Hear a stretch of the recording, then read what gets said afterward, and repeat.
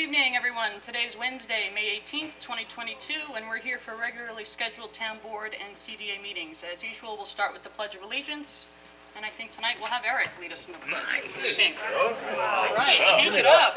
All right, I pledge allegiance to the flag of the United States of America and to the republic for which it stands, one nation, under God, indivisible, with liberty and justice for all. Nicely done. Thank you, Counselor. Okay, and Frank, do we have somebody with us from our faith community? Yes, tonight? so scheduled for tonight's invocation is Reverend Janet Wright from the Interfaith Ministry. Is she here? I haven't seen her. Are you No? here? No? Maybe she's on Zoom? Chip, is she Is with she us on on Zoom? Zoom? No? Okay, do we have anybody in the audience that wants to lead us in a quick invocation, sort of on the fly? Any takers? Grace, don't hide behind the paper. Grace, we see you hiding. Okay. All right, so no problem. We're just going to move on. We have a couple of announcements. First of which is that this week, May 15th through the 21st, is National Emergency Medical Services Week, and it pays tribute to the relentless commitment, the sacrifice, and all the time and effort that the EMS responders play in our community. It's certainly an important role, and we certainly extend our thanks to all of them. So on behalf of Supervisor Aguirre, who is not with us tonight, she's in Albany, and the rest of the town board, we wish to extend our thanks to all the EMS folks in the town of Riverhead and the surrounding communities for the life-saving services that they perform for us all. Next, tomorrow, Thursday, May 19th, at 5 p.m. at the Iron Pier Playground, we're going to have the Recreation Department host the Carrie Lynn Stromsky Memorial Playground Dedication Ceremony. The newly installed playground will be named after the late and much-beloved Aquabog Elementary School kindergarten teacher who passed away April 6, 2021, after a courageous 4.5-year-long battle with breast cancer. All are invited to attend the dedication ceremony. Lastly, this Saturday, the 21st, at 10 a.m. at the corner of Bell and Hubbard Avenues, the town of Riverhead will formally designate its first ever heritage area called Belltown. The designation is intended to encourage an appreciation of the historic heritage of the area and the community. All are welcome to attend that event as well. So moving forward, we're going to ask for a first and a second to close the town board meeting and open the CDA meeting. If I just could interject, I'm Sure. sorry. Most people know that we lost a real stalwart in the farming community in the last week or two, and his name is Rodney Anderson. He was not only a diehard farmer, but he was a friend, and he was a hard worker, and he was a very smart man. And I just want to extend condolences to the family. Faye and Rich, his parents, still are working the farm, Anderson Farms, which, if you know them, is right on 58, next to where the Target is. And so I just wanted to, just recognize all of the great things that Rodney did. He was part of the New York Farm Bureau State Board. He was on the Long Island Farm Bureau Board. And he did so many things right here in Riverhead for the farm community. He was on our Riverhead Farmland Committee and was a very outspoken advocate for farmland. So I'm going to miss him, and I just wanted to recognize everything that he had done through the years and wish his family the best. That's all. And I had also learned, Frank, that he played a large role in sort of the younger generation Yes, of farmers and a lot of absolutely the so. youth farm bureaus. He was so much fun. So, the younger people wanted to be a part of it Right. because he made it fun. Right. But it was always still a good cause. And I will miss him as a friend and as a fellow farmer, and seeing him, on his tractor with his long blonde hair, And in driving town hall in down. his muck boots. Yeah, Yeah. right. Anyway, he will be missed, and I just wanted to bring that up. Thank you. Okay, Thank you. so I think we need a first and a second to close the town board meeting and open the CDA, right, So Diane? moved. Second?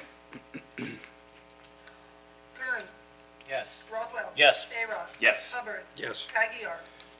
I'm not voting. Okay, forget that. Okay. The town board meeting is closed and the CDA meeting is now open. Okay, and Dawn's here, ready to go.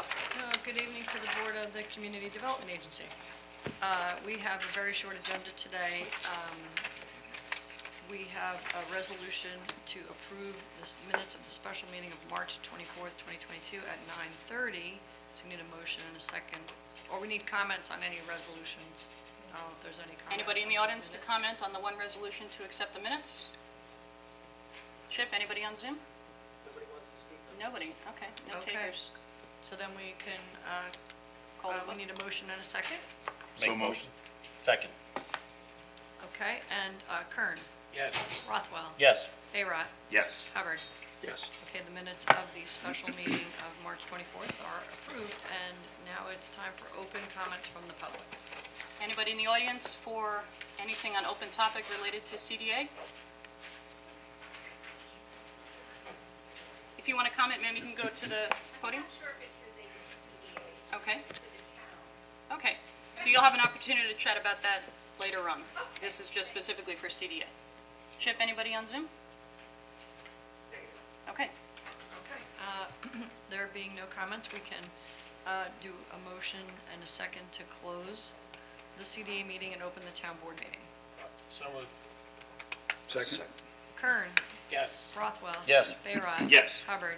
Yes. CDA meeting is closed and the town board meeting is open. okay, thanks, Dawn. Do you want to address this off the floor, Rosa, real quick? or- I think we'll do Listed that, as the last yeah, we'll town do board that as the last resolution. Okay, reso fair at the enough. end of the queue. Okay, very good. Okay, so I think we need now to move on to accepting the minutes from the last meeting, which was April 5th. So can we have a first and a second to approve those minutes? So moved. Second? Kern, Yes. Rothwell. Yes. Ayrat. Yes. Hubbard. Yes. The minutes are approved. Okay, and we'll move on to reports and correspondence, Diane. Under correspondence, there was a letter from the Environmental Advisory Committee concerning DC-1 Pattern Book Energy Code. A letter from John Wagner for Sertleman Balin Attorneys representing 203 Riverhead LLC, and he made comments on the public hearing concerning amendments to DC-1 zoning. Wilma and George Conklin sent a letter with comments pertaining to dogs on public beaches. The Greater Jamesport Civic Association sent a letter with regard to Chapter 289 weight limits. And I did get several other letters that came in late, but I'll just make quick mention of those. This is from Nick DiPiero, and he sent a letter, the controversial drive-up window, I think he's pertaining to Wading River. There's Carla Hansen, and she sent a letter with regard to Chapter 271, smoking, and that's public hearing for tonight. And this is from Jean and Charles Lipinski, and they also sent a letter with their comments on Chapter 271, smoking, and that is also tonight, the public hearing tonight. So that's it for correspondence. Under reports, the building department submitted their April monthly report, $92,824.50. The tax receiver submitted their April utility collection report, $232,717.23. Tax receiver total tax collection to date as of May 11th, $105,247,873.77. The police department submitted their April monthly report, and Town of Riverhead 2021 annual financial report was submitted. Okay, That's it. all right, great.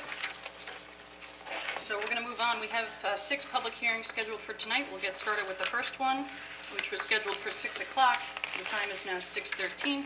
So we'll open a public hearing to establish fair and reasonable sewer rents for out-of-town facilities for the calendar year 2022. And for that, we're going to have Michael Reichel, head of our sewer district, here to sort of overview and introduce the topic for us. Good evening, Mike. Good evening. Tonight's public hearing is to establish the rate for out-of-district sewer connections. The Riverhead Sewer District has a formula for calculating in-district connections, and an out-of-district connection needs to be, their rate needs to be reestablished each year. So the rate for this year is going to be $7.289 per 1,000 gallons of flow for out-of-district connections with a multiplier of 1.75. That's pretty Okay. much it. All right, that sums it up. anybody from the audience wish to comment on this particular topic? Anybody on Zoom with us for this topic? Okay. That was easy. So, moving on, we're going to keep this, how about the board? Anybody from the board? No, thank you, Michael. Okay, so we'll keep this hearing open until 4:30 on the 27th, Diane, Yes. for written comment at the town clerk's office. Our next public hearing is for 38 East Main Street. And for that, we have Greg Bergman here, along with, I guess, a representative for the applicant. But Greg, you can get us started on this? Actually, this is Heather Trojanowski's Oh, okay. application, All right. new site plan reviewer. All right, great. So Heather's here. Good evening, Heather, welcome. Good evening, everyone, members of the board. For the record, Heather Trojanowski, site plan reviewer. And this is a public hearing for the site plan application known as 38 East Main Street, and that's the street address of the proposed development. The subject parcel is better identified as Suffolk County Tax Map Number 600-129-4-10.1, and it's located approximately 300 feet south of East Main Street and 135 feet east of McDermott Avenue. It's just west of Turquoise Grill, and it has frontage along the town-owned parking lot to the south. The current site plan application proposes to demolish the existing vacant building on the parcel and construct a two-story, 4,031 square foot restaurant with first and second story decks. The total number of seats is 119, and that includes both bar and outdoor seating. The parcel is located within the DC1 zoning use district, and under Town Code 301-141A, restaurants are permitted use as of right. So we have representatives here for the application, and I will turn it over to them to answer any questions that the board or public may have. Just before we start, I'll note that proof posting was submitted. And I have it I've here. reviewed the proof. Right. And find it to be adequate. Okay, well, I also have the mailing. So Vic Pershnowski, 533 Elton Street, Riverhead, representing the project. Today we have, first I want to present to the town attorney and to the clerk my affidavit of mailing of the certified mail to all the property owners as given to me by the planning department and the town clerk.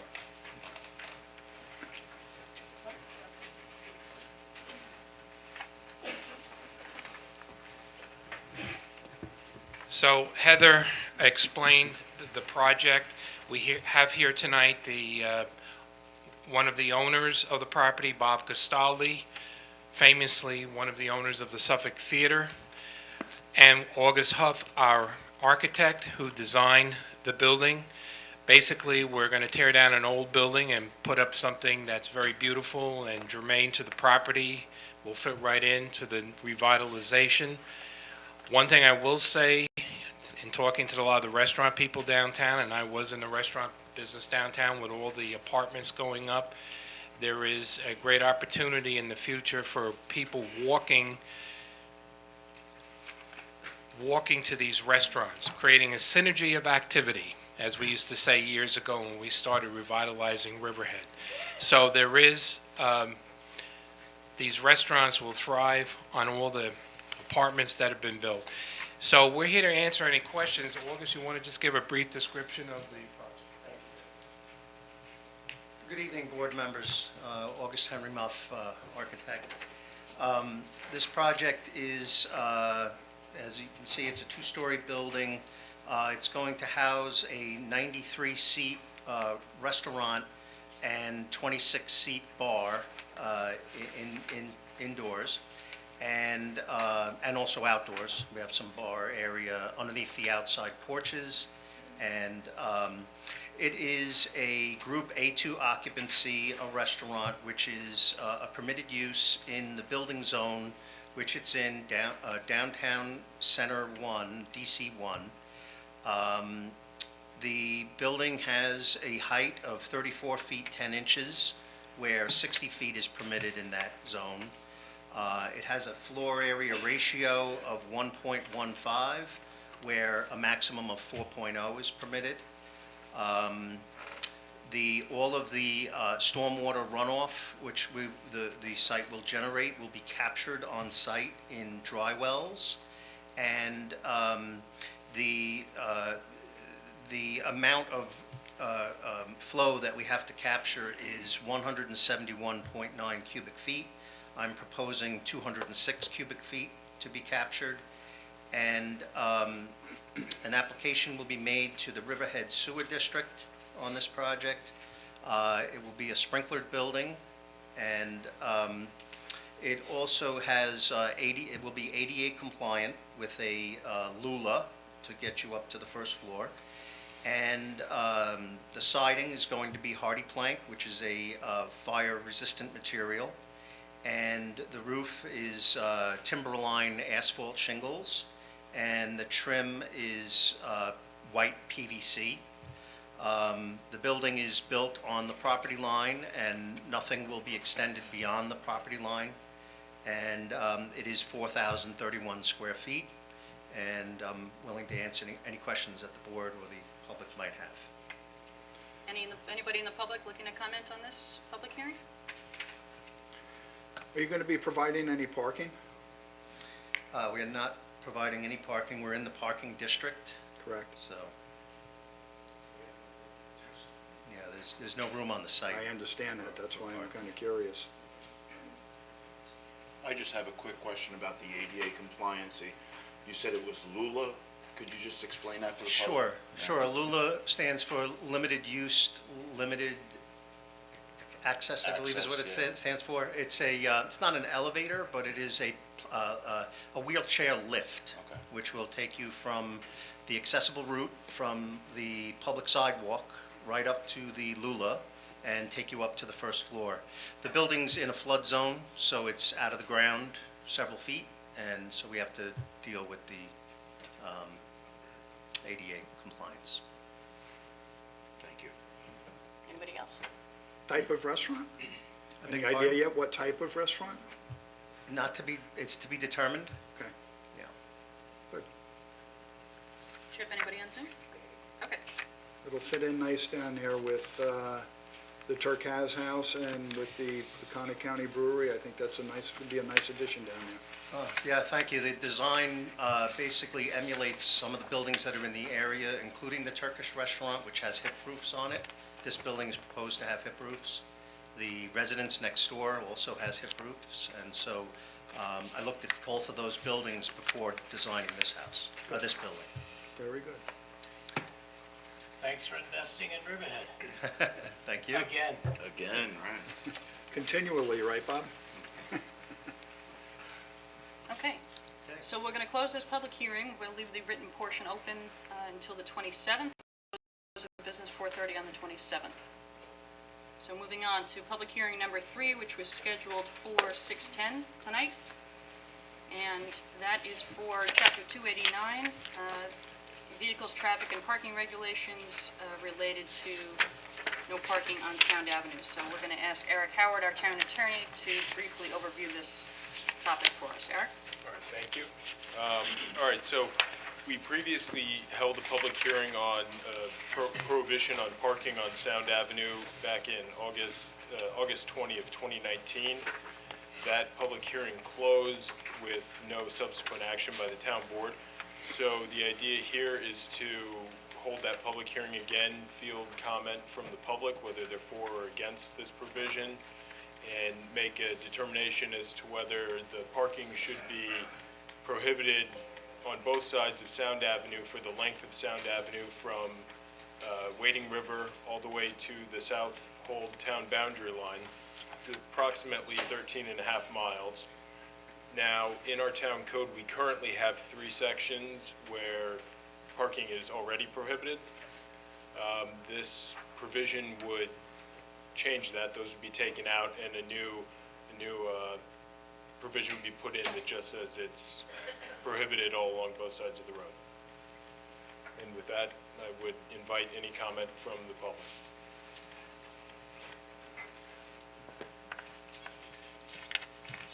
Hi, thank you to the town board for the opportunity to comment today. My name is Laura McGrath. I'm the Associate Director of the Long Island Farm Bureau.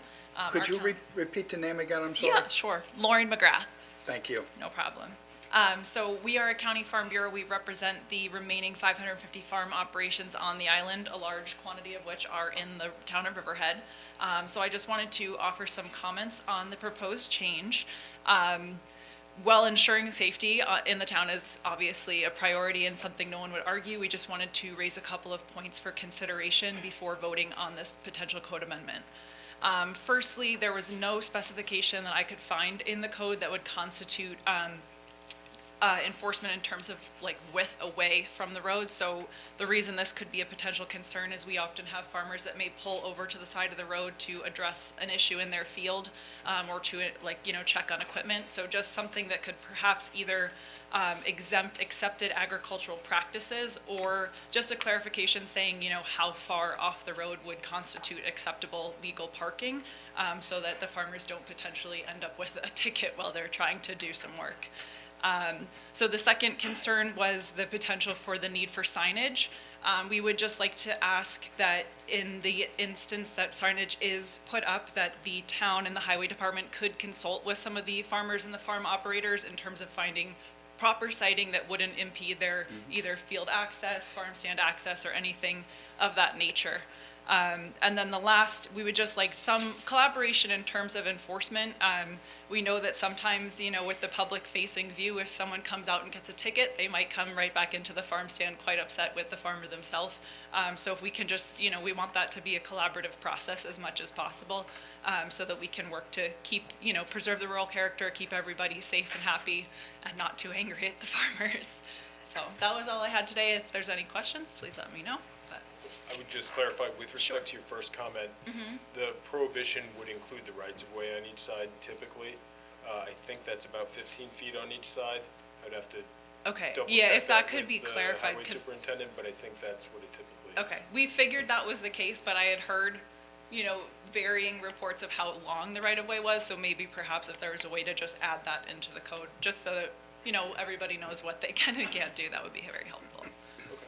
So, Lauren, you. thank you so much for your comments. Yeah. I will agree with the Farm Bureau on this one point, that, working with the farmers on a case-to-case basis has been successful through the years. So I would hope that we could continue to do this and make a code that is responsive to the farmers' needs and to their situation. So that's in agreement with the Farm Bureau's stance. I would say that that would work best for everybody. Yeah, particularly with respect to citing of any signage, in the event this were to go forward, I would think that would be sort of a given if we're dropping a sign on someone's property. Great. Yes, we would appreciate that. Thank you all very much. Thank you.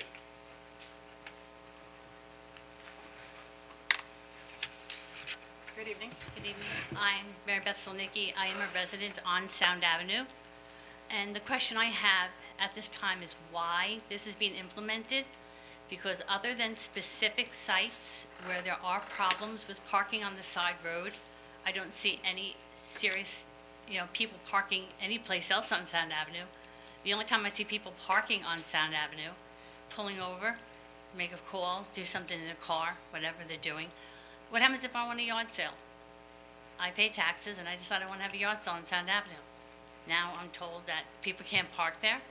Police will come by and say, sorry, no parking. As much as you tell people to park on your lawn, they're not always going to do that. I mean, I feel that you're throwing the baby out with the bathwater here because you have specific spots on Sound Avenue where there is a problem. Drawing me a sign saying no parking, stopping, or standing. That encompasses a lot of people who may pull over. I mean, I see people pull over all the time, not just park, but just for some specific reason. There are other places in this town that I feel should be looked at more for no parking on roads than Sound Avenue. And I've been up there for 35 years. And other than those specific spots that are a problem up there, I don't see any problem with anybody parking on Sound Avenue to make this a unilateral town-to-town new law. So I'm kind of curious as to, other than those, those specific areas, why is it being implemented? Why does this have to come up now? What is the reason for it? Mary Beth, I agree with you. It's not that it's being implemented, we're having a public hearing to hear Well, what they're people considering it. feel Yeah, about yeah, it. just considering it. And I've said this during the whole debate of this topic, that the issues, the areas that are problems, mostly have been dealt with. Correct. So to look at the rest of Sound Avenue and say, do we have to go out and post the rest of it when it's really Right. not an issue, almost Correct. is a non-point. Right. So it doesn't make any sense really to have to do that. I mean, know do we that have the police department to enforce this? And the No. chief has the authority and the power to, under his order, to post an area if it becomes a problem in the Correct. future. So say another farm stand or something should open where it becomes a traffic issue with parking on Sound Avenue, the Chief Hagemiller has that authority to go out and post that area. So I don't know that we have to post the entire length of Sound Correct. Avenue. First of all, it's gonna look awful with signs all Yep. over the place. And again, like you say, a farmer pulls over to work on some equipment or see if his irrigation motor's running or whatever the case may be, Someone pulls over to talk on their cell phone. to text, answer a Right. text or something, sure, absolutely. The sign saying no stopping, parking, or standing. That encompasses a lot. And I don't want to see the signs on Sound Avenue. I like the way it looks, the way Yeah, it is I right agree now. with you. I And agree with you. I think that we're throwing the baby out with the bathwater here, because you know that it's these areas. The rest, I've never seen parking on Sound Avenue other than a yard sale. What happens if somebody has company over and Yeah, If they you have want a to park on the side graduation of the road? party or something and you're Right. having people over, And now you're understood. told you can't have it. I'm Understood. sorry, we can't have it because there's no room for you to park in my driveway. And I'm not saying it's right or wrong. Most people would park on their lawns, but I think this Not is, everybody has a lawn that's accessible to be parked right, on. and I just think this is too much, and I don't feel it's a necessity. I really don't. I agree with you. Well, thank you. So to Tim's point, I can tell you that I have seen the chief's paper signs on the telephone poles down Manor Lane, close to Sound Avenue, where the Harbs operate their fall festival or whatever. And I believe in any instance that he puts those up, they are respected as if they were a permanent sign anyway. Yeah, So- they're enforceable. Right, so Sure. they're enforceable, and I think people do adhere to those signs. Hi, Jeff. Hello, everyone. My name How is are Jeff you? Rotkamp from Sound Avenue. And I think having no parking on Sound Avenue is going to be a little extreme. I think working with Farm Bureau will be a big plus. And I know there's a couple other things that you might want to address. The speed that people drive on Sound Avenue is horrendous. And we need more police patrol on that road. We do have yard sales, and some people cannot park on the front yard, so they park near the street, or the edge of the street, causes a little difficulty. We do have some wide farm equipment that we try to do the best we can to stay off on the shoulder of the road, or move it early in the morning or later in the evening when there's less traffic on the road. I just think that the parking ban on the entire Sound Avenue is a bit extreme. We've been living in Baiting Hollow for 57 years, and when we moved out into that area, you could walk down Sound Avenue without a problem.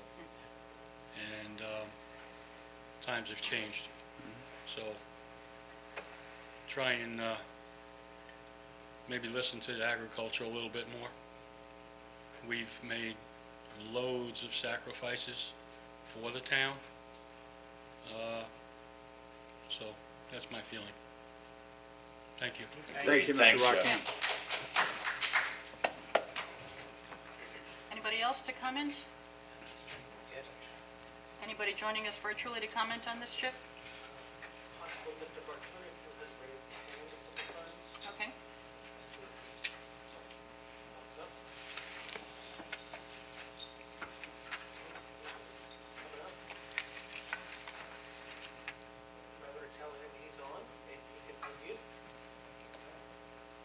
George, if you can hear us, you can unmute. Can you hear me? Yes. I'm kind of new to this. Usually I am there in person if I have something, a comment to make. As a representative of the Alternative Transportation Committee, the committee has recommended no parking along the entirety of Sound Avenue to increase the safety for bicyclists. We've expressed those concerns to Mr. Rothwell. He can explain more to you about that. The conditions of the shoulder areas along Sound Avenue, maybe half of it is in pretty good shape and the other half is pretty beaten up. So for the safety of bicyclists, we're asking you to consider no parking along Sound Avenue. And also, as a resident of Baiting Hollow, I was returning home 3 o'clock on Sunday afternoon, and I got caught up in the festivities by the 4-H camp, as you probably know what happened there. The people who were parking on both sides of Sound Avenue at that time, they did pull off as much as they could. They did pull off the road, but still the pedestrian motion of people leaving their cars and trying to get into the 4-H camp caused the complete blockage of traffic. If an emergency vehicle had to get through, honestly, they would have had to drive onto private property to get around the parked cars on both sides. So for the safety of people and also the flow of traffic, especially with the season that's coming up, summertime, weekend traffic is bad enough as it is without having any concerns with holding up traffic because of parking on either side. Please consider prohibiting traffic on all of Sound Avenue. I know that the operations, I can't think of one operation, with the exception of possibly one, where the agricultural, agritourism businesses haven't provided for all the parking that they require for their operations. They've been very considerate about getting traffic off of Sound Avenue. So thank you very much for listening to my comments. Okay, thank you. Brian Lewin is coming up next. Okay.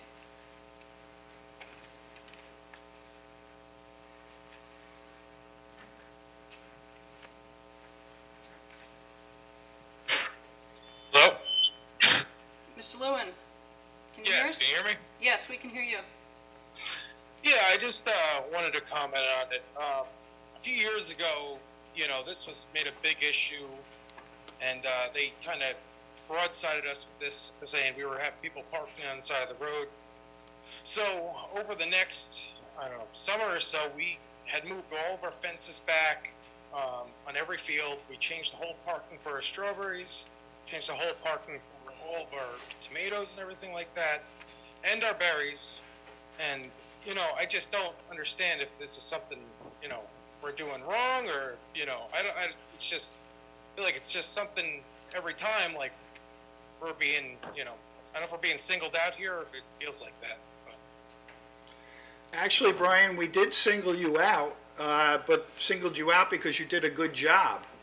The situation many years ago was much more dangerous up there, and you've made more parking spaces and backed it further off the street, and that did away with the problem we had with you. So thank you, and we appreciate that.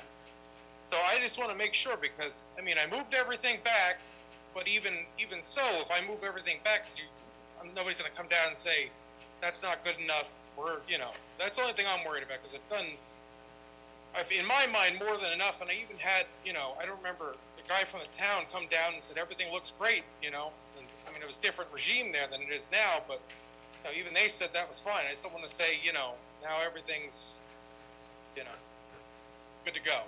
Brian, I'm going to echo what Tim said.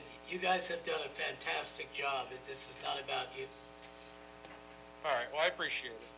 And, if there is anything else, I would just, just come and say something to us, because we'll take care of it. I just don't want to be look on every, if there's something that's going on that's an issue, I don't feel like pulling up Riverhead Local and just seeing my picture on there. You hear that, Denise?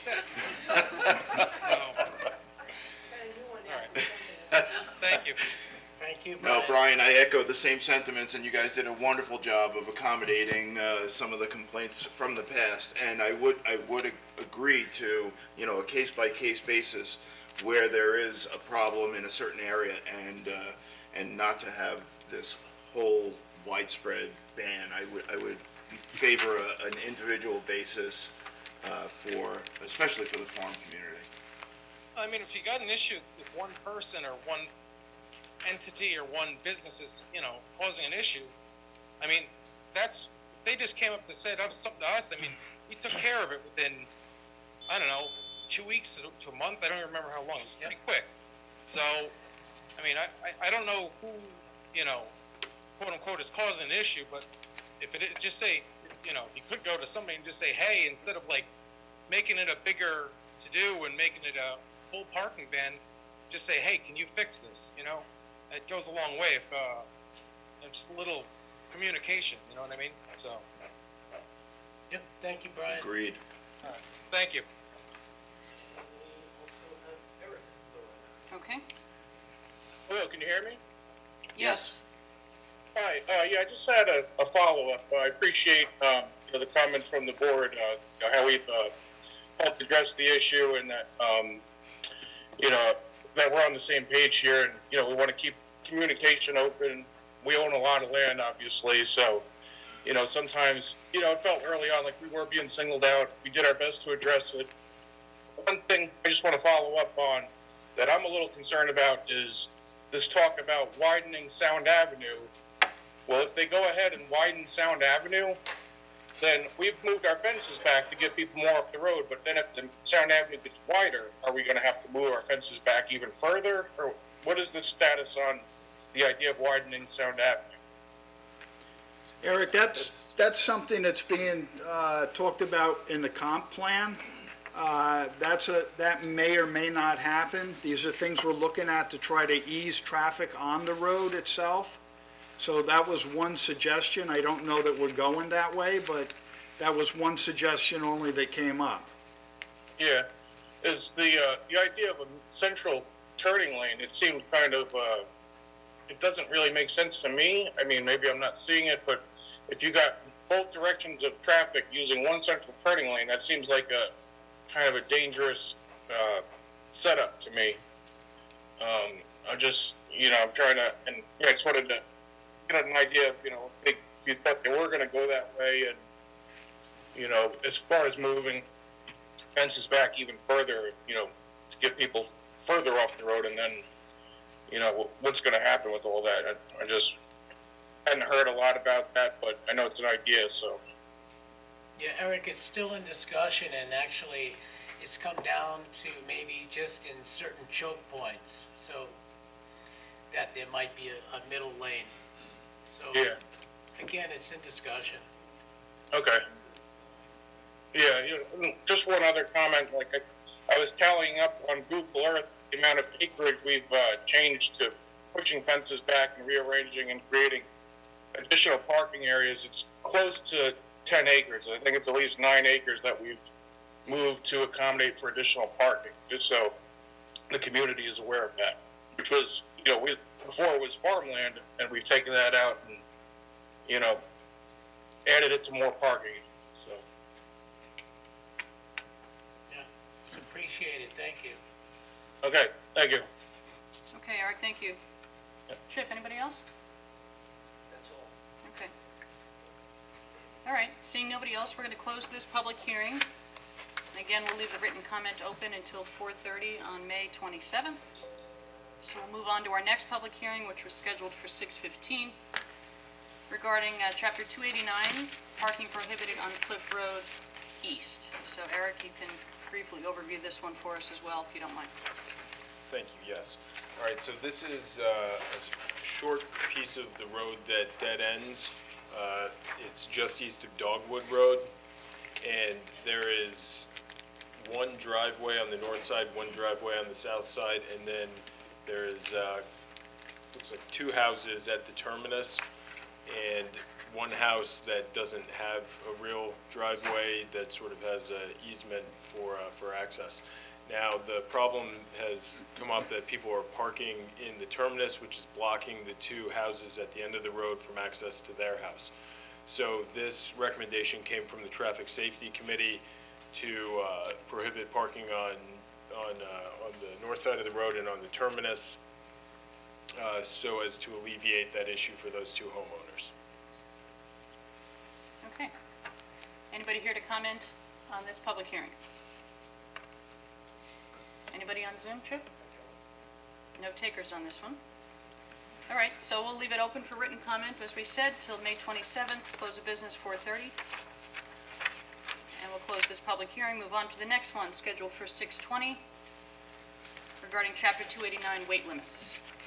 Eric, you're up again. Up again. This similarly came from the Traffic Safety Committee, and the idea here is just to bring the weight limit on Peconic Bay Boulevard so that it's consistent with Southold, and that is like 4 tons.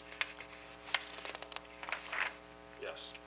And in doing that, we had occasion to sort of restructure the layout of this weight limits section of Chapter 289, and just sort of make it more readable. If anybody has any comments, we'd be happy to hear. Well, what is it now, Eric? It's 8, right? I think? Yes. Okay. It's being changed from 10 to 8. From 10 to 8? 10 to 8. Yeah. It seems like the 2 people on the Traffic Safety Committee that work with the chief must be doing a fine job coming up with all this legislation. Well, it makes sense, because was with it? the, It with the currently is. fall Oh, it was. traffic Yes. going east, people have found out about our back roads, and our back roads were not built for the large buses and large vehicles that are carrying multiple people out to pick pumpkins or whatever the case may be. So our roads are taking a beating. They weren't made for that. They go over small bridges, and the culverts underneath those bridges aren't made to handle that kind of weight. So, this makes sense. Keep the heavy traffic on the state road exactly where that's why the state roads were built. And they were built thicker to handle that weight. I'm just gonna probably state the obvious, but if there's local deliveries or something, that's exempted by this code, right? It doesn't say that specifically, but, oh, no, I'm sorry, it does. It does Okay. say except local deliveries. Yeah, great. The idea is that the days of Garmin waves and everything else with traffic is backed up, it's people looking for the shortest, fastest route, and that's taking these main tractor trailers and so forth off of the main Route 25 and sending them down Mannerlane and other areas, to circumnavigate to get to locations off of Sound Avenue. So we're trying to keep them on the main roads. You're going for the scenic bypasses. Correct. Yeah. Okay, anybody to comment on the weight limit public hearing? Chip, anybody? No. All right, so we'll close this public hearing, leave it open for written comment until 4:30 on May 27th. And we're up to our last public hearing, scheduled for 6:25, regarding Chapter 271, smoking. Eric? All right. This is an amendment to the existing smoking code, and the idea here is to incorporate cannabis as a result of the legalization of marijuana use. So we wanted to bring that into the town code under the smoking regulations, and create the boundaries around town-owned buildings, schools, public parks, beaches, etc. And also incorporate definitions for vaping and other vapor-producing devices, just to make sure that that is encompassed in the smoking prohibitions and where that can be done. And it also increases the fines for penalties. Those are going up under this proposal from a minimum $50 fine to $150, and from a maximum $100 fine to a $250 fine. And this also incorporates restrictions on where smoking can be done in relation to a town-sponsored special event. So for Alive on 25, this just clarifies that the smoking is going to be away from where the main event is occurring. Okay. Anybody to comment on this public hearing? If I could just say that we originally had postponed this just for clarification because we had added that we wanted to include special event permits like Chapter 255 was important, that when we have events such as Alive on 25 and Round on Main Street, that they're being incorporated, that people attending those events are free from all tobacco smoking. So that's why it was originally written and reposted, for public notice. Yeah, yes, it was amended to incorporate that provision. Right, but just for clarity, public event, town events, like 1125 does not require a chapter 255. That's parade and assembly permits, I Right, just, so for yeah, so it's clarity. just a town spot, it's. Town it's a- Understood. Right, it's a special. Good evening. Hi, good evening. Paulette Orlando. Good evening, board members. My name is Paulette Orlando, and I'm the Community Engagement Specialist working for the Tobacco Action Coalition of Long Island. While progress has been made in New York State to lower smoking rates, tobacco use remains the #1 preventable cause of death in the U.S., and more than 28,000 New York lives are lost each year from smoking-related illness. TAC has had the opportunity to be an active coalition member of Riverhead Community Awareness Program. According to the Prevention Needs Assessment Survey data among Riverhead Community School District 12th graders, 30-day electronic cigarette use increased by 51%. E-cigarette use remains the most used tobacco product among youth at 22.5%. More than half of teens falsely believe e-cigarettes are harmless. However, research shows that youth who use e-cigarettes are 4 times more likely to start smoking conventional cigarettes than their peers who do not vape. According to the Surgeon General, nicotine also alters adolescent brain development and can also prime the brain for other addictions. Secondhand e-cigarette emissions are not safe. Both the U.S. Surgeon General and the National Academies of Science, Engineering, and Medicine have warned about the risks of inhaling secondhand e-cigarette emissions. In 2016, the Surgeon General concluded that secondhand emissions contain nicotine, ultrafine particles, flavorings such as diacetyl, a chemical linked to serious lung disease, volatile organic compounds such as benzene, which is found in car exhaust, and heavy metals such as nickel, tin, and lead. And the Food and Drug Administration has not found any e-cigarette to be safe and effective in helping smokers quit.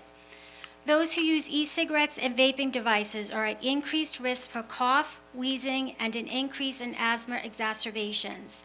The use of these products can make asthma harder to control. The main chemicals in e-cigarettes, propylene glycol, and vegetable glycerin, have been linked to increased cough, mucus secretions, chest tightness, and reduced lung function. These effects can all make asthma worse. Vaping also irritates the lungs' airways, increasing likelihood of asthma attacks. With the impact that vaping has brought to our youth, many communities have decided to add vaping to existing tobacco-free outdoor policies because when you can't breathe, nothing else matters. Thank you. Thank you. Appreciate your comments. Anybody else? Nobody on Zoom, Chip? Okay. All right, so that concludes the public hearing, Chapter 271 smoking. We'll leave it open for written comment until 4:30 on May 27th. So moving on to comments on resolutions. We'll now open it up for comments on any of the resolutions before the board today. Anybody in the audience want to comment on any resolutions? Anybody in Zoom to comment on resolutions? Okay. Is it something we didn't say or something? Yeah, right. we did say? I don't know. It's almost disappointing. Just kidding. Hello, Just kidding. Rangers. All right, so we'll move on to resolutions. Okay. Resolution 364. 1 second here. Of course, that's mine, right? Do you want the paper? What's your second? 364.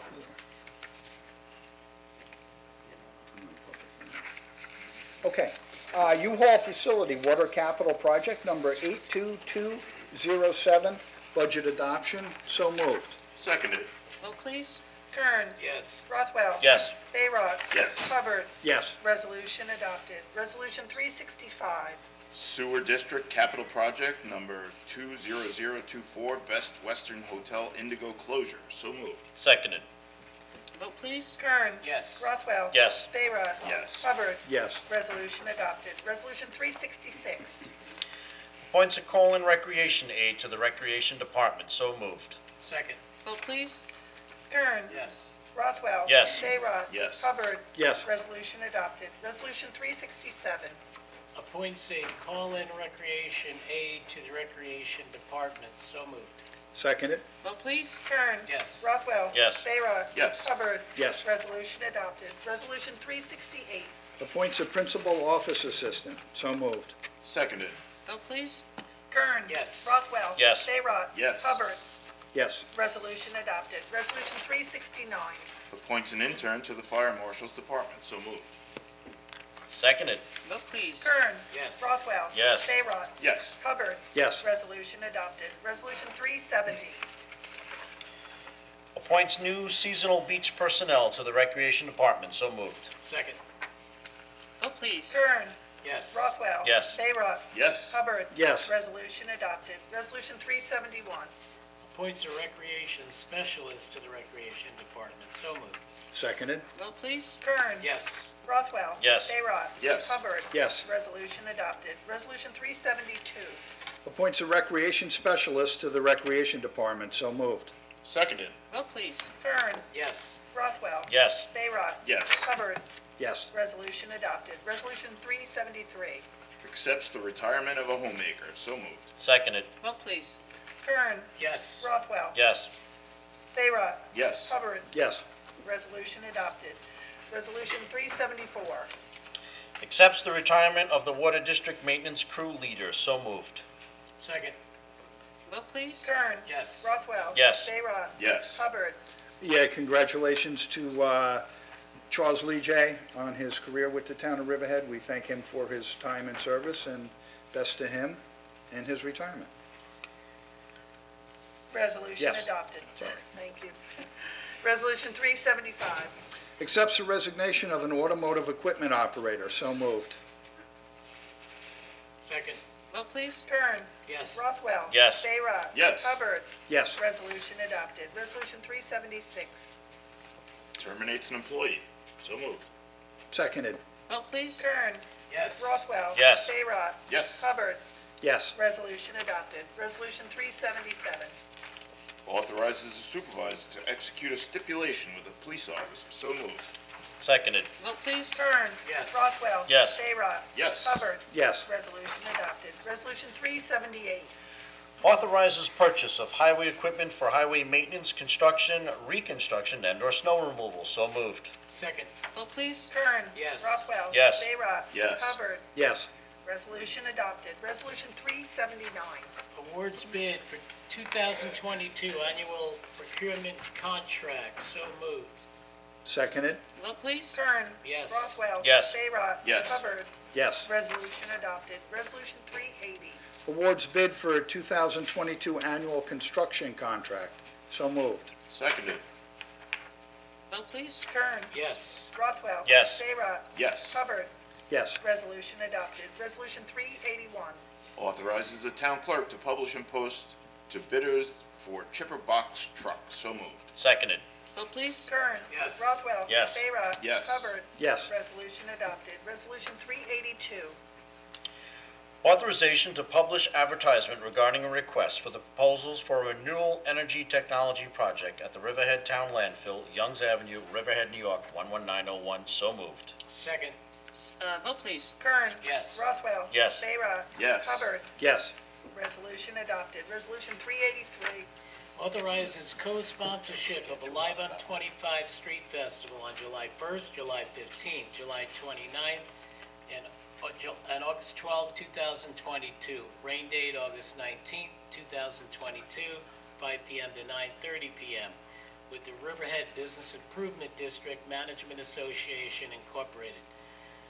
along Main Street between Griffin Avenue and Union Avenue and inclusive the Riverhead portion of Peconic Avenue, authorizes the supervisor to execute a license agreement with designated craft food vendors, alcohol vendors, and other parties, suspends enforcement of Riverhead Town Code Section 205-3, public consumption and open possession of an alcoholic beverage, as solely limited to the aforementioned dates, time, and place of the Alive on 25 Street Festival. So moved.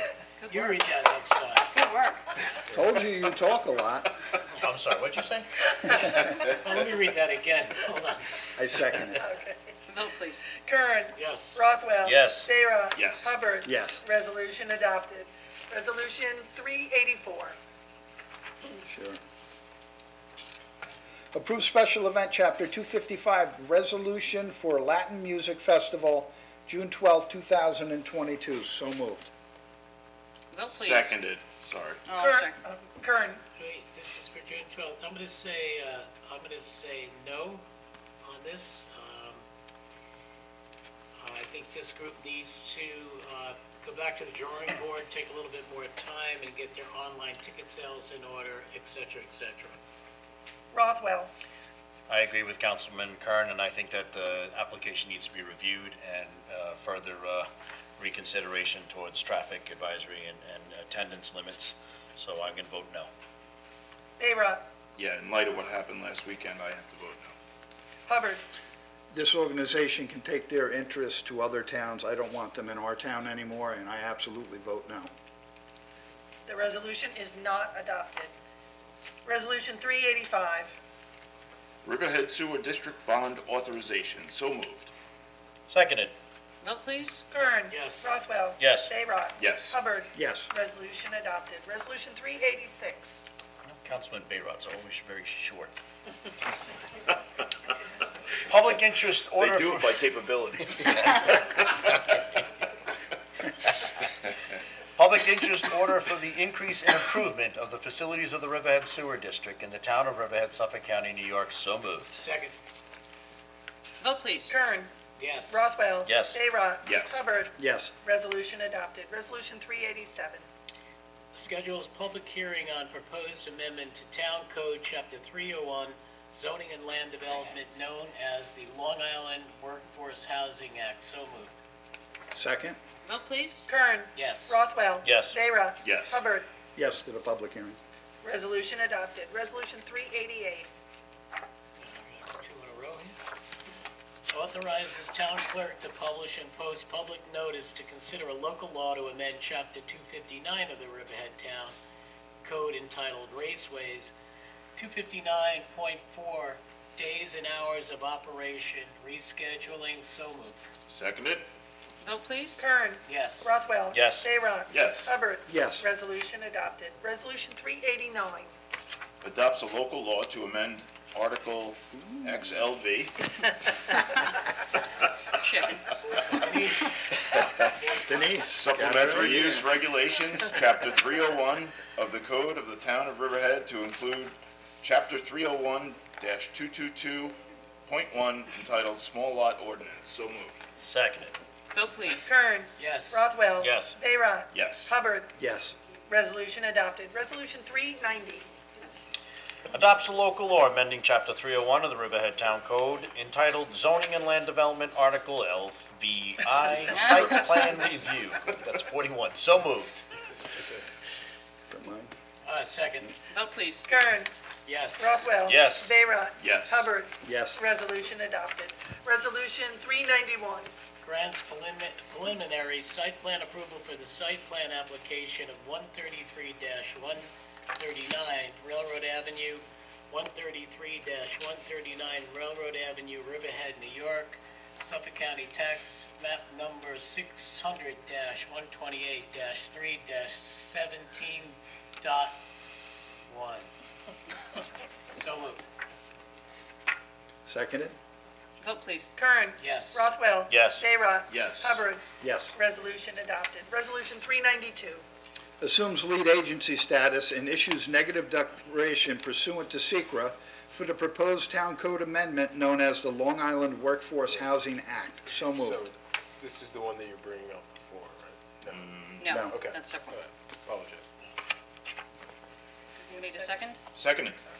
Vote, please. Kern. Yes. Rothwell. Yes. Vera. Yes. Hubbard. Yes. Resolution adopted. Resolution 393. Authorizes the settlement of a claim made against the town of Riverhead. John Mahoney. So moved. Seconded. Vote, please. Kern. Yes. Rothwell. Yes. Vera. Yes. Hubbard. Yes. Resolution adopted. Resolution 394. Acceptance of donation of sign for the Wickland family. So moved. Second. Vote, please. Kern. Yes. Rothwell. Yes. Vera. Yes. Hubbard. Yes. Resolution adopted. Resolution Please 395. join us tomorrow to see the sign. Sets hours for town beaches. So moved. Second. Vote, please. Kern. Yes. Rothwell. Yes. Vera. Yes. Hubbard. Yes. Resolution adopted. Resolution 396. Grants the Place for Learning, Inc., DBA Long Island Science Center, an exemption from real estate taxes for the 2020-2021 assessment roll. So moved. Seconded. Vote, please. Kern. Yes. Rothwell. Yes. Vera. Yes. Hubbard. Yes. Resolution adopted. Resolution 397. Supports, endorses, and authorizes pursuit of Suffolk County Downtown Revitalization Round 20, funding for the enhancements to the town-owned alleyway adjacent to Suffolk Theater. So moved. Seconded. Vote, please. Kern. Yes. Rothwell. Yes. Vera. Yes. Hubbard. Yes. Resolution adopted. Resolution 398. Authorizes grant application submission for Class A biosolids. So moved. Second. Vote, please. Kern. Yes. Rothwell. Yes. Vera. Yes. Hubbard. Yes. Resolution adopted. Resolution 399. Vote.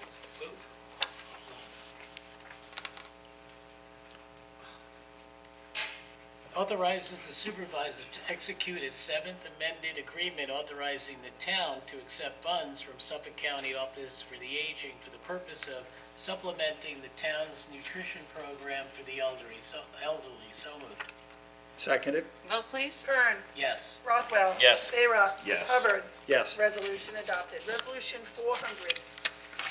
Pay bills. So moved. Seconded. Seconded. Vote, please. Kern. Yes. Rothwell. Yes. Vera. Yes. Hubbard. Yes. Resolution adopted. I have a resolution I'd like to take off the floor, please. Somebody want to read it? Yes. Yes, I'll read Go it if you ahead. don't mind. Secret determination regarding application for Suffolk County Downtown Revitalization Funds, Round 20, for alleyway lighting projects. So moved. You need a unanimous To take it motion. off. Take it off. Oh, I'm sorry. Oh. Yes. So seconded to consider it on the floor? Yes. Now you take a Now you take a vote. Take a vote. Right. We're taking Kern. Yes. Rothwell. yes to take it off the floor. Vera. Yes. Hubbard. Yes. Resolution 401 is taken off the floor. And we can call to, I'll read it again. yep. Secret determination regarding application for Suffolk County Downtown Revitalization Funds, Round 20, for alleyway lighting projects. So moved. Seconded. Vote, please. Kern. Yes. I lost my place. Rothwell. Yes. Vera. Yeah, just to let people know, this was from the CDA department from Dawn, and it needs to get in by, I think, what did she say, Friday or something? So Yes. very timely, but yes. I agree. Yep. Okay, resolution 4. Hubbard, yes. Hubbard, sorry. Hubbard, yes. Didn't get, now you got three. Plain Figure Councilman resolution. Resolution adopted. Okay, so that concludes the resolutions. Thank you, Diane. And so now we'll open it up for comment on any matter, any other matter. Anybody who wishes to comment can come forward.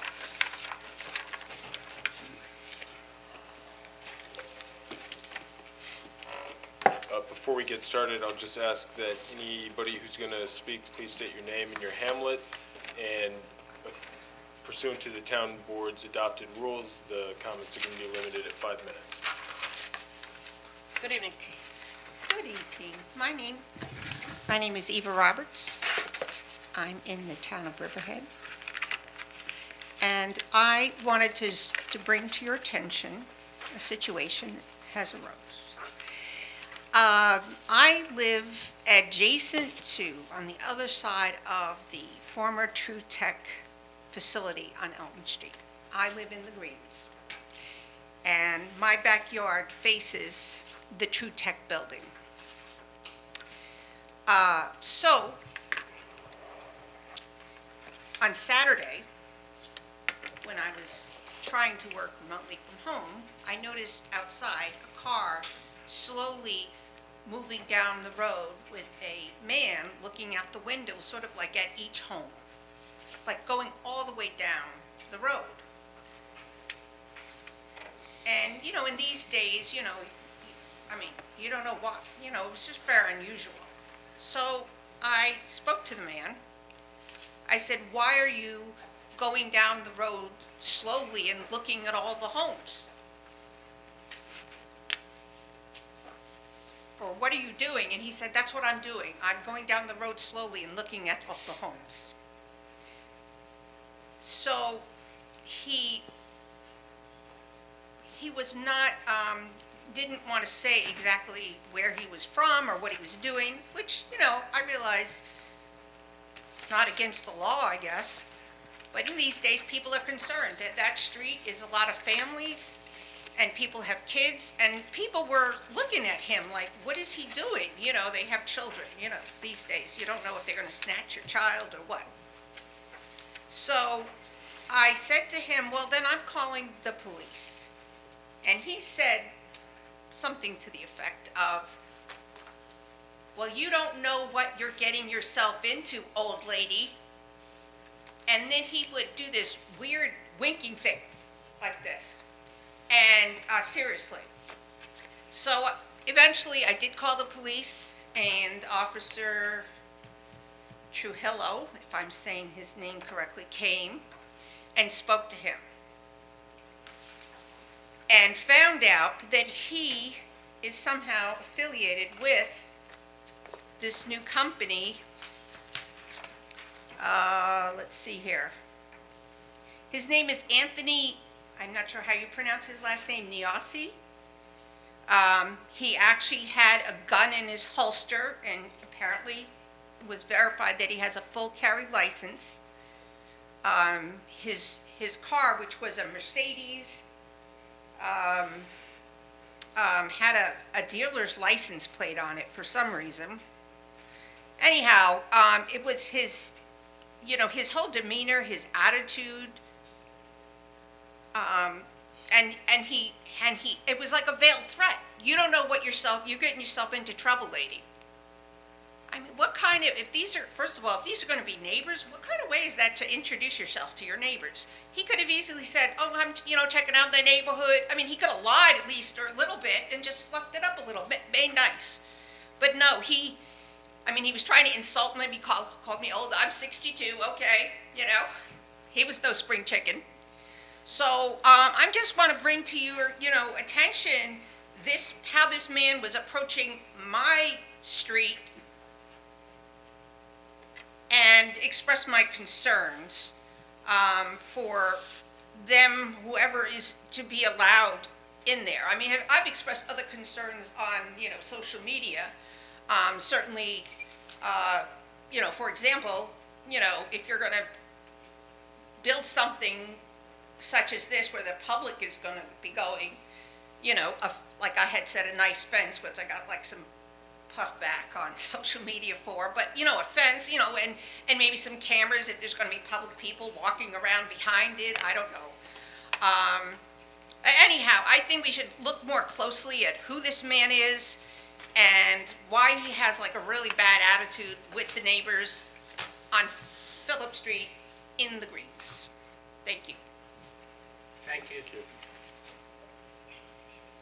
Thank you for your comments. Anybody else to, yep, come on up, sir.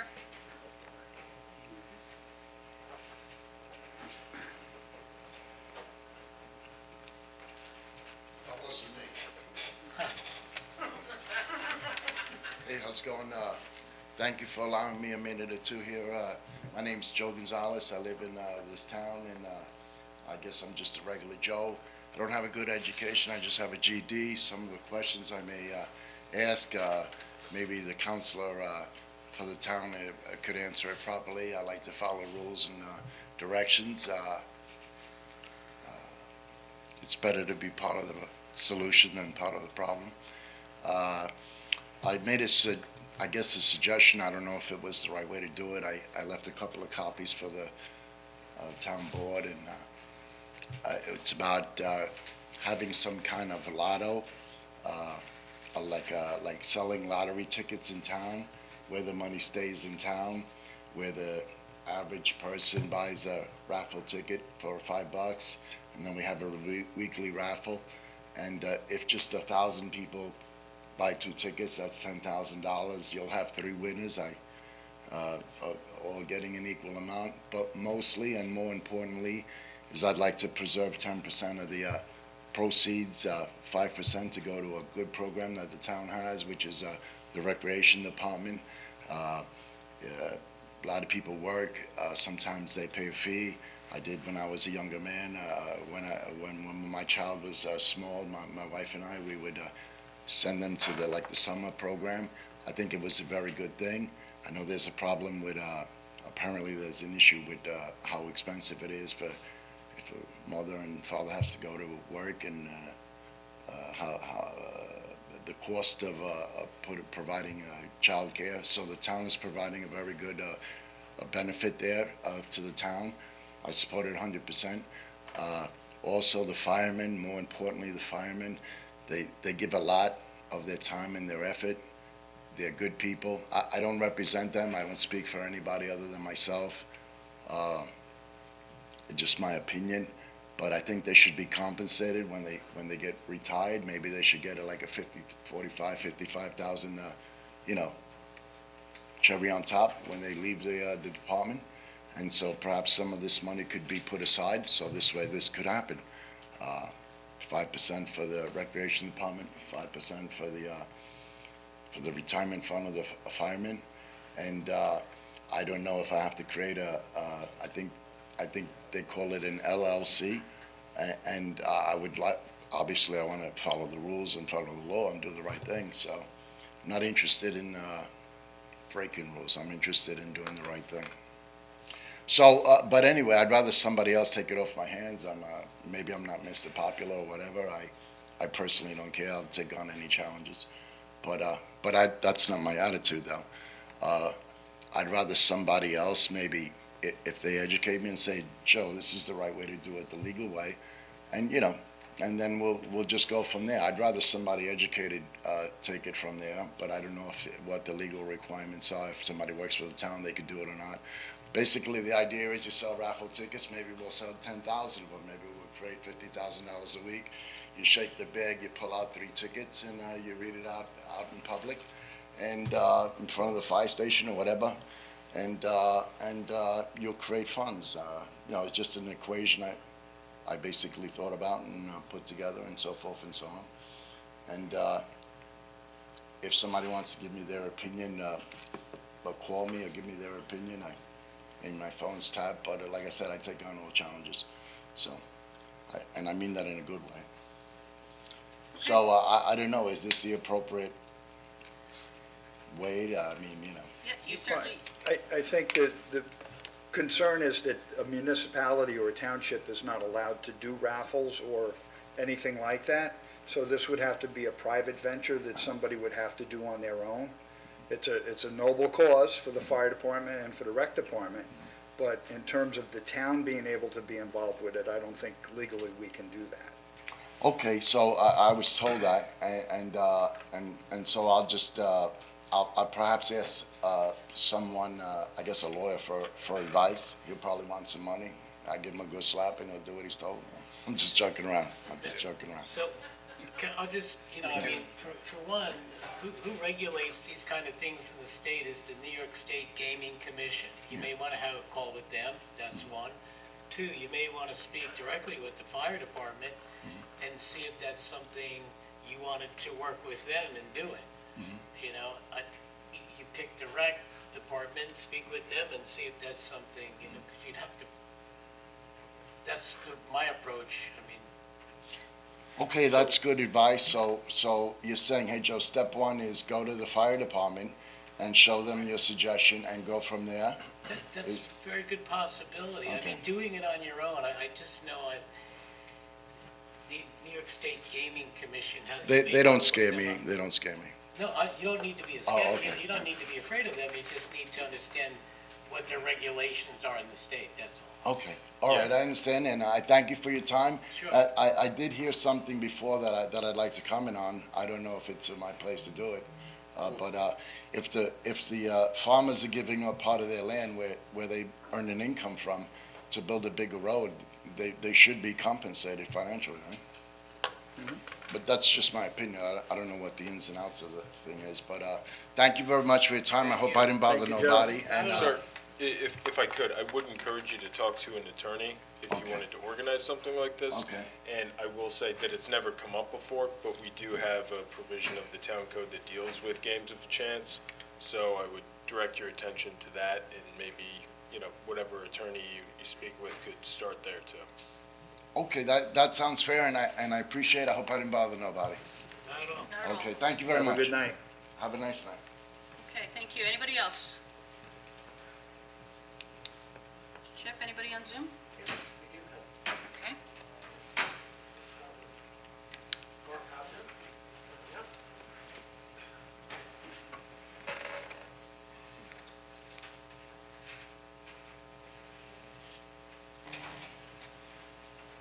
Good evening, Mark. Can you hear us? Good evening. Yeah, I can. You know what I look like, and I'm having a bad hair day, so I'm leaving the video off. I'm here. Me I too, took Mark. off my.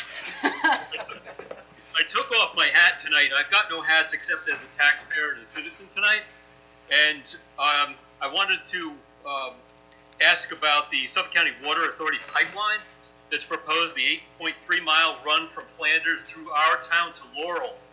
And I'm just curious if we have plans to collect some sort of right-of-way fees or some sort of, I don't know, recurring revenue or something for this pipeline, whether it's a long-term lease agreement, a designated community benefit agreement, or something to compensate us for access, which will probably run for 100 years. Anybody have an answer for that? I don't know that we've been formally contacted on that. I know that there was a proposed idea for that. I don't know that that's formally going forward at this point. But if you do have a specific question on that, our Deputy Town Attorney Anne Marie Prudenti primarily helps our water department with those types of questions. Yeah, I was going to say the same thing, Mark. As the liaison to the Water District, Anne Marie works with Frank Mancini on all matters that deal with the Water District. And we've heard the same exact thing that you've heard, but it hasn't been finalized or at least brought to the formal attention of the town just yet. But Anne Marie would be the person. All right, now I was curious as to if they're going to be subject to Riverhead secret review or an environmental impact statement. I'm going to go out on a limb and say I believe they will be. Okay. Yes. Yeah, I don't see how they could get around that. Okay, that's good. Appreciate it, guys. Okay. Thanks, Mark. Kathy McCall is coming up. Okay.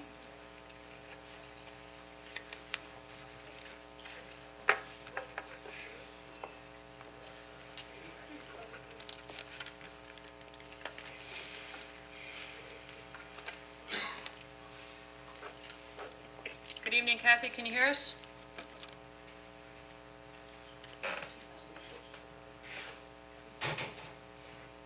Can you hear me? Yes, we can hear you now. Okay, sorry about that.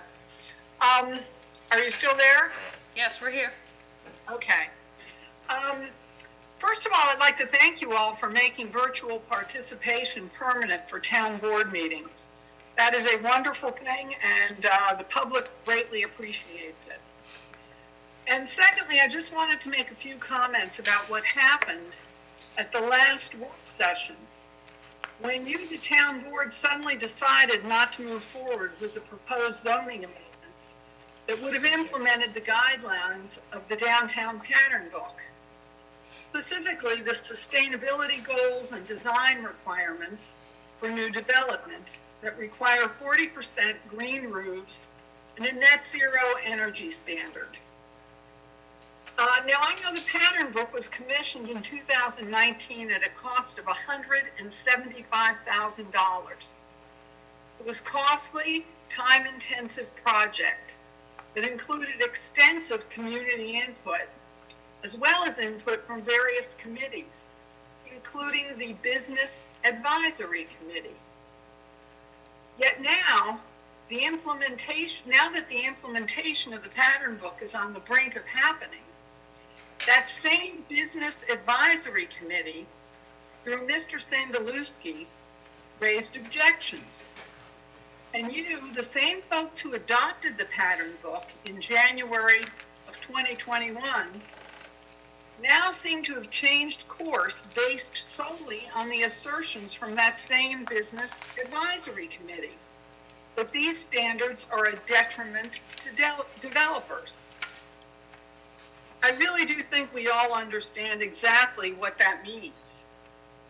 These requirements cost too much and decrease profitability.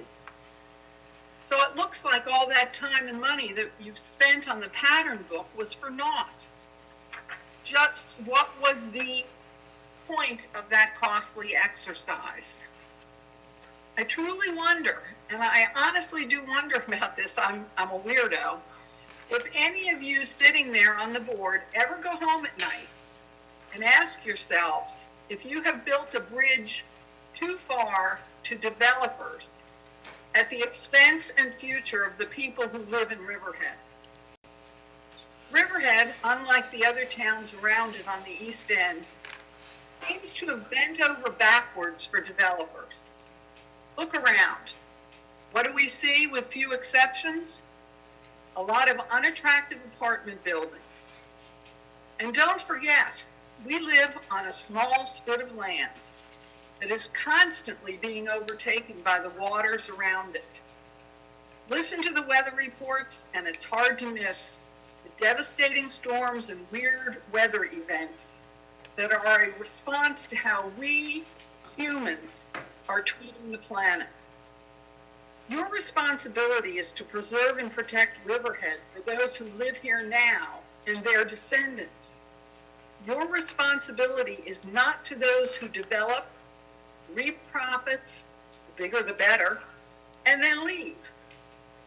Sure, 40% green roofs and net zero energy might cost developers a few extra bucks, but the failure to implement even these small changes is bad for the environment, and it is contrary to what this community and you, the board, decided was best for the town when you adopted the pattern book. I would ask that you move forward with the zoning code as proposed. And thank you very much, as always, for your time and consideration. Thank you, Kathy. Chip, anybody else?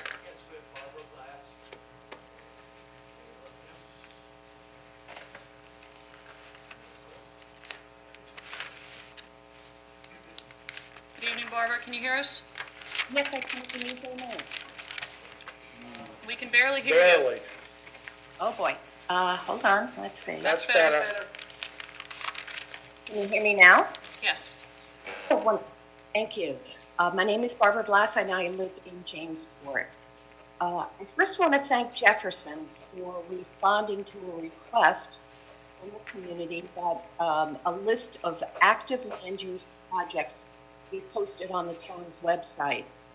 I know it's still a work in progress, but I saw this as a great start. I want to thank you for his responsiveness. Barbara, I'm sorry, but you're breaking up a little bit. Oh, dear. Yeah, I couldn't quite catch everything you said. We just want to make you thank Jefferson again one more time. Okay, that's no problem. I can do that. Can you hear me better now? Yes. Better, yes. That's better? Okay. So I do want to bring something to your attention, however, as I was reading that list of projects. I'm concerned about an application that was on that list that was received together with a site plan fee of $58 back in February of this year. And it was for a battery storage system, which of course I wholeheartedly endorse that use, and I believe we definitely should have that in our arsenal of clean energy tools. But I'm concerned for this reason. The town board was first presented with the code to allow for this use at its work session on April 28th. And, you know, the use is not currently in our code.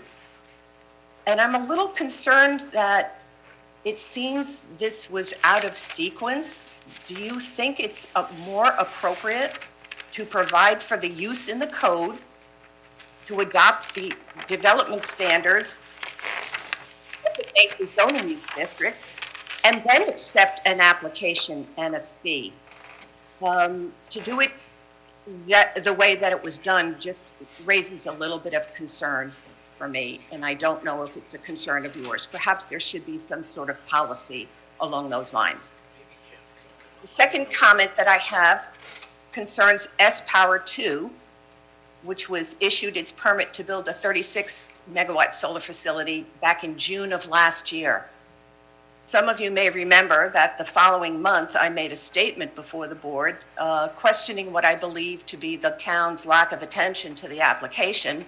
And at that time, I inquired specifically about the community benefit agreement, which S-Power 2 had proposed in the application, and commented that it was the exact duplicate agreement that S-Power 1 had provided in 2018. I was told the town was working on it and that it would be a discussion item at the following work session, which was scheduled for July 15th last year. That was 10 months ago.